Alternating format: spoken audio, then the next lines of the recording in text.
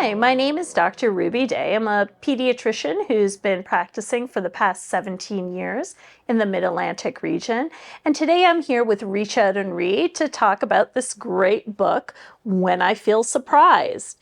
And for anyone who has an 18-month-old or 24-month-old, you know these kids have big emotions. And it's hard. It's hard for the parent, but it's also hard for the kid, because one of the reasons they have such big emotions is they have everything in their head, but they can't verbally get it out to you. And so they get frustrated and they might fall out, or they might just be very expressive about how they feel.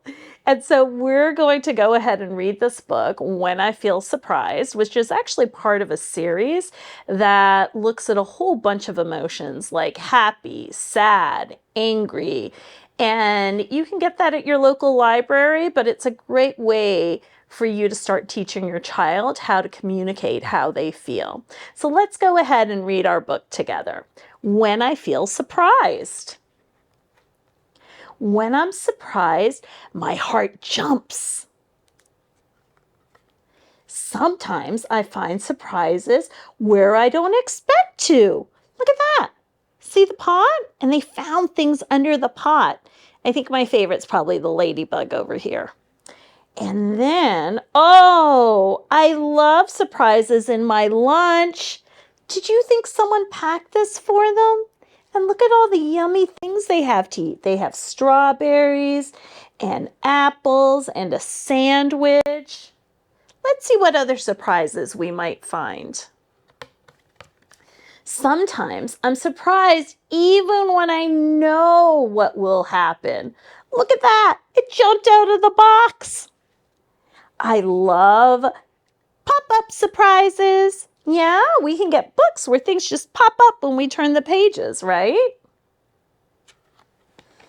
Sometimes I don't like surprises. I'd be pretty sad too if I was at the beach and then it started to rain. But they can turn into loads of fun when we get a splash in those puddles. Surprise! Our friends arrived. That's a pretty good surprise because that means play date time. Look at that. We have 1, 2, 3, 4 friends that came over. Giving surprises is best of all. Look how happy they are. They weren't expecting this gift and they're super excited and happy. So yes, I understand that your 18-month-old probably did not just sit through this entire book. And that's okay. Some days we're going to do great. We're going to sit, we're going to read the book. But some days that might not be the case. Or it might be that you're at the grocery store, your child's sitting in the cart. You have this in the diaper bag and you pull it out and you start playing games. What color is this? Is this pink?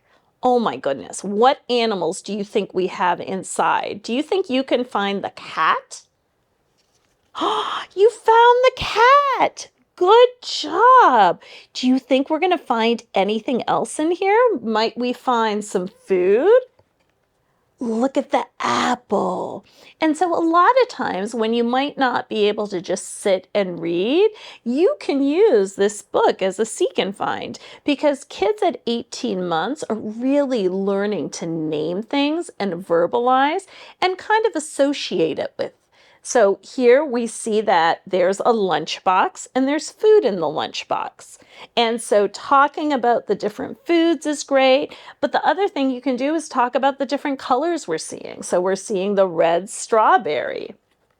And then as you go along, you can talk about how friends are all different types of friends. None of these friends are all looking the same, and you can talk about the friends you have. And you can also talk about just being outside and look at this beautiful tree with branches and leaves, and there's grass. And so there's lots of different things that you can discuss with your child. I actually flipped it before I realized, look at this window. You have a reflection.